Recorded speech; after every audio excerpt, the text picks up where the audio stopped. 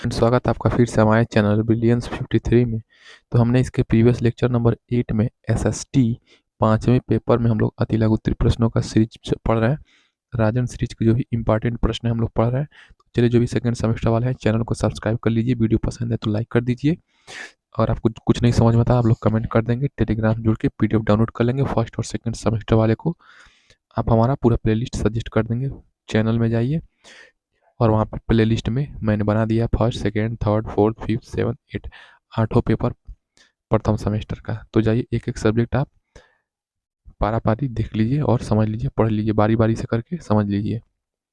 चलिए नेक्स्ट प्रश्न 126, सेल क्या है? वे समस्त पदार्थ जिनसे भू परपटी का निर्माण हुआ है।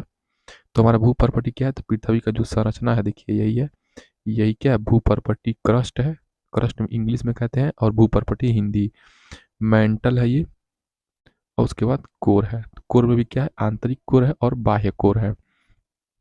तो वे समस्त पदार्थ, जो हमारा ये वाला भाग है पृथ्वी का भूपर्पटी, भूपर्पटी में जो भी पदार्थ हैं, चाहे वो ग्रेनाइट की भांति कठोर हो, ठीक है, ग्रेनाइट की भांति क्या हो? कठोर हो, या चीका चीका रोड़ी की भांति नरम एवं मुलायम हो, सेल कहलाते हैं।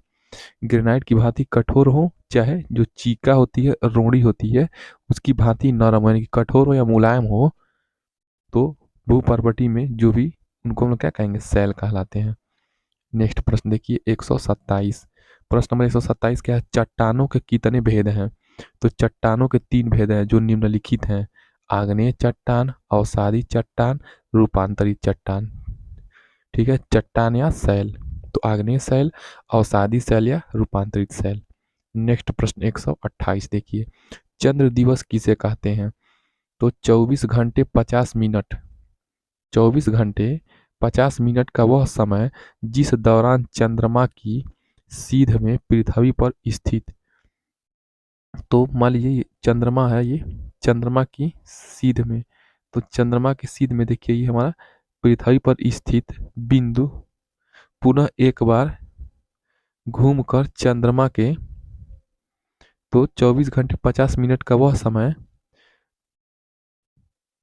जिस दौरान चंद्रमा की सीध में, तो चंद्रमा का सीध यही है, चंद्रमा के सीध में पृथ्वी पर स्थित कोई बिंदु मान लीजिए, ले लीजिए, पुनः एक बार घूमकर चंद्रमा के ठीक नीचे, एक बार घूमकर चंद्रमा के ठीक नीचे उस बिंदु पर पहुंचता है, तो चंद्र दिवस कहलाता है। नेक्स्ट प्रश्न देखिए, प्रश्न नंबर 129।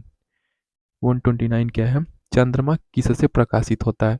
तो चंद्रमा का स्वयं का प्रकाश नहीं है, बल्कि यह सूर्य के प्रकाश से प्रकाशित होता है। नेक्स्ट प्रश्न देखिए 130, पृथ्वी क्या है? तो पृथ्वी सौरमंडल का एक अंग है। पृथ्वी क्या है? सौरमंडल का एक अंग है। नेक्स्ट प्रश्न देखिए 131, पैरोजी क्या है? तो चंद्रमा की सापेक्षिक स्थिति, तो चंद्रमा की जो सापेक्षिक स्थिति है पृथ्वी से, तो चंद्रमा की जो सापेक्षिक स्थिति है पृथ्वी से सर्वाधिक, तो चंद्रमा की सापेक्षिक स्थिति पृथ्वी से सर्वाधिक निकट होती है, तो इस अवस्था को पैरोजी कहा जाता है। जैसे आप देखेंगे, आपको लगता है कि चंद्रमा बहुत पास है, आप छत पे चढ़ के देखिए, आपको लगेगा चंद्रमा बहुत पास है, तो यही चंद्रमा की जो सापेक्षिक स्थिति है, जो रिलेटिव पोजीशंस है, मान लीजिए आप इस पृथ्वी पर खड़े हैं, आप जहाँ भी अपने छत पे पृथ्वी पर ही होंगे, तो वहाँ से आप चंद्रमा देखेंगे तो आपको पास दिखाई देगा, तो इस अवस्था को पैरोजी कहा जाता है। नेक्स्ट प्रश्न 132, चंद्रमा क्या है? तो पृथ्वी का क्या है? एक उपग्रह है चंद्रमा।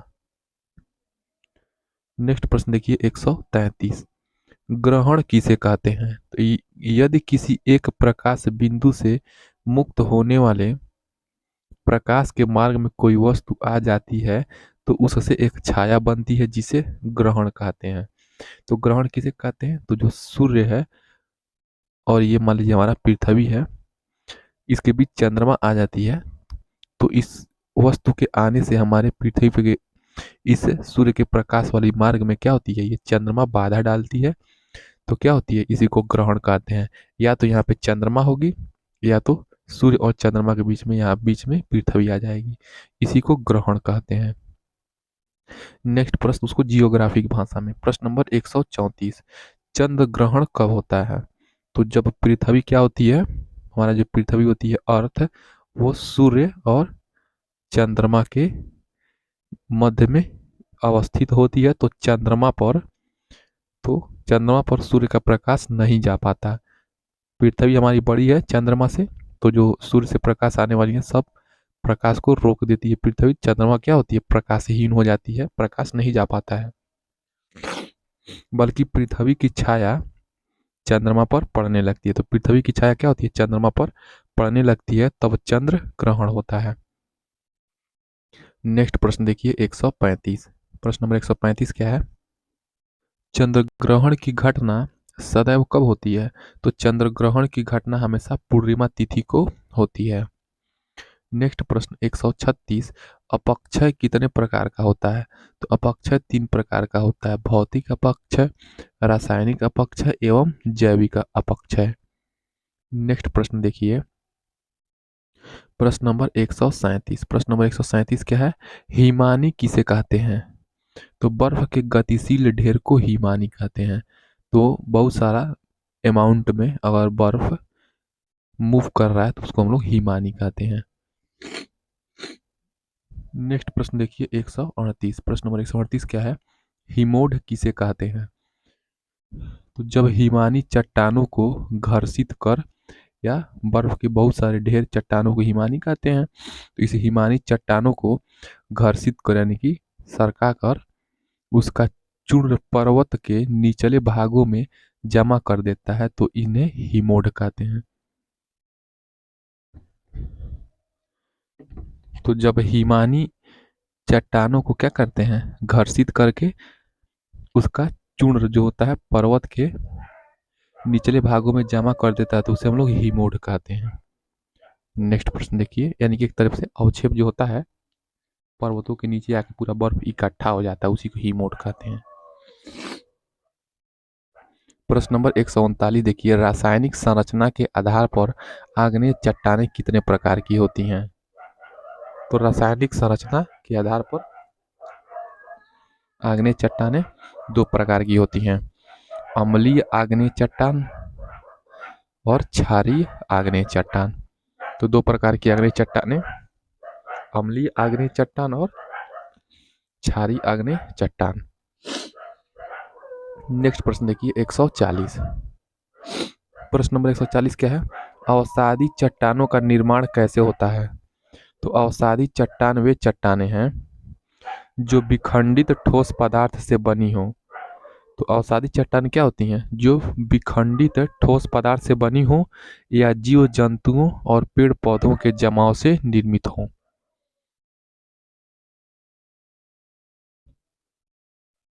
तो विखंडित ठोस पदार्थ से क्या होती हैं, बनी होती हैं, और जीव जंतु और पेड़ पौधों के जमाव से निर्मित होती हैं, इनको अवसादी चट्टान कहते हैं। प्रश्न नंबर 141, समुद्रगुप्त को भारतीय नेपोलियन क्यों कहा जाता है? तो समुद्रगुप्त महान विजेता होने के साथ ही एक निपुण सेनानायक था। तो समुद्रगुप्त क्या था? एक निपुण सेनानायक था, इसलिए उसे भारतीय नेपोलियन कहा जाता था। देखिए नेपोलियन बोनापार्ट क्या है, ये बहुत बड़ा कूटनीतिज्ञ और बहुत बड़ा सेनानायक था। ये जो भी युद्ध में लड़ता था ये जीत जाता था, इसीलिए भारतीय ये नेपोलियन बोनापार्ट के बारे में आप लोग पढ़ेंगे तो पता चल जाएगा। नेक्स्ट प्रश्न देखिए 142। 142 क्या है? गुप्त काल के 2 प्रसिद्ध वैज्ञानिक कौन थे? तो गुप्त काल के 2 प्रसिद्ध वैज्ञानिक में एक आर्यभट्ट, एक वराहमिहिर। नेक्स्ट प्रश्न देखिए, वराहमिहिर क्या थे? गणितज्ञ भी थे और ज्योतिषी या एस्ट्रोलॉजर भी थे। आर्यभट्ट क्या थे? गणितज्ञ थे। 143 क्या है? गुप्त काल के 2 प्रसिद्ध साहित्यकारों के नाम लिखिए। तो गुप्त काल के 2 प्रसिद्ध साहित्यकार में पहला कालिदास, दूसरा विष्णु शर्मा। 144, चेदी राजवंश का प्रथम शासक कौन था? तो इस वंश का प्रथम शासक कोक्कल प्रथम था। तो चेदी राजवंश का प्रथम शासक कोक्कल प्रथम, देखेंगे आप लोग याद रखेंगे।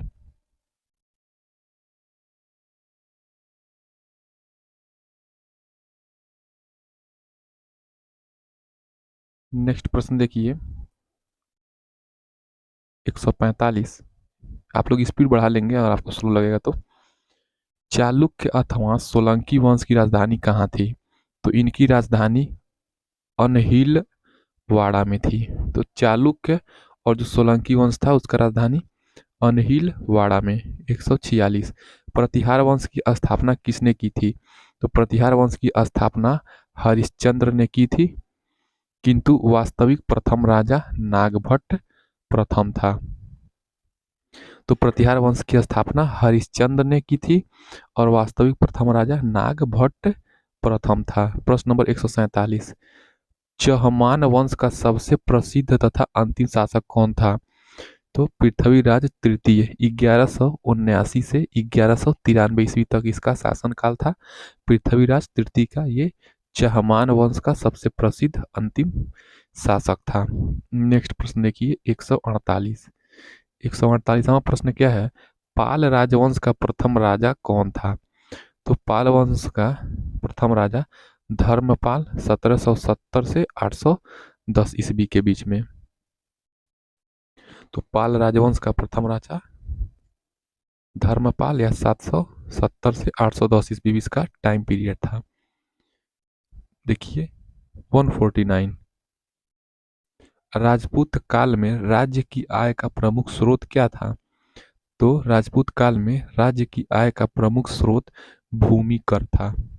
नेक्स्ट प्रश्न 150। राजपूत काल में जनता की जीविका का मुख्य साधन क्या था? तो राजपूत काल में जनता की जीविका का मुख्य साधन कृषि था। 151वां प्रश्न। वर्तमान में भारतीय राष्ट्रीय आय में कृषि का योगदान कितना है? तो 35% क्या है कृषि का योगदान है। 152वां प्रश्न क्या है? प्रमुख खाद्यान्न फसलें कौन सी हैं? तो प्रमुख खाद्यान्न फसलें हैं चावल है, गेहूं है, मक्का है, मोटे अनाज है। बी यानी कि दालें हैं।